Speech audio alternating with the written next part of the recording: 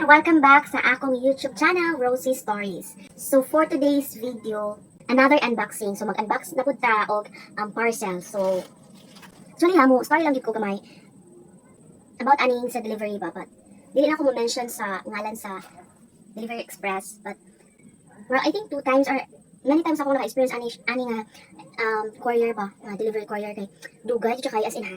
Imagine. Nag-order ko last November 7 and karon lang siya naabot.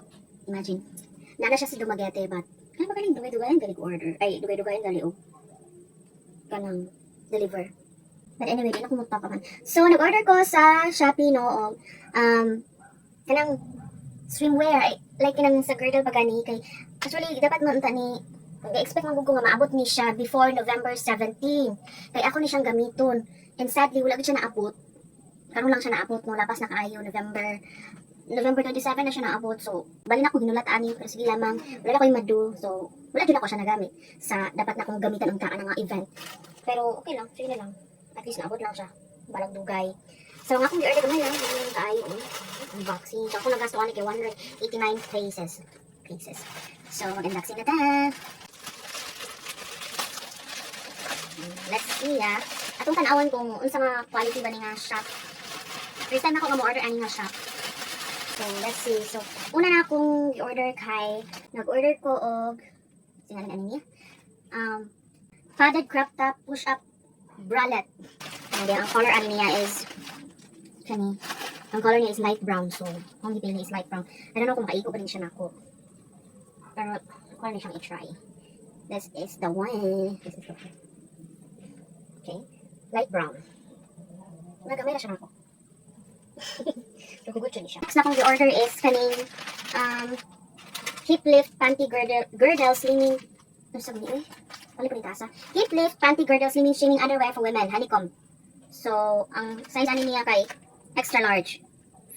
Fit siya sa 65 to 80 kilograms. And color nga akong ipili is black. So, ito tanawan. So, ano siya, tag 39 pesos. So, in only siya, ay, I thought po, lahi ang ako ang i-expect ng girdle. Lahi, kung makita ninyo sa akong photo nga akong kung makita ninyo sa ilahong i-provide na picture sa Shopee, no, diba? Lahi lang din siya kaayo. Diba? So, mali siya. Next is the yoga shorts. Yoga shorts, ang butang nga name is yoga shorts makapal, slimming fitness shorts, high waist, training shorts. So atong tanawon ang niya kay ang size niya kay extra large slash extra large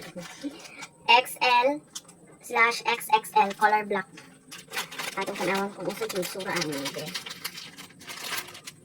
So dito kanto. No. Uy. So, muna ni siya, guys. Lahi po na akong i-expect. Pero dili kayo siya ingon nga makapal. Yun. Nipis lang siya, guys. Di siya ingon nga makapal. And, ako naman po. Pero lahi akong ginauna. Lahi akong ginauna. So, that's it. Tagwan siya. 35 pesos. So, that's it, guys. Muna akong na-order. A total of 189 pesos kay total of kanang sa total niya is 119 plus shipping fee. So, a total of 239. Unya kay namo kay discount na 50 pesos. So, ang mabayaran na ako is 189. Guys, sumo to siya.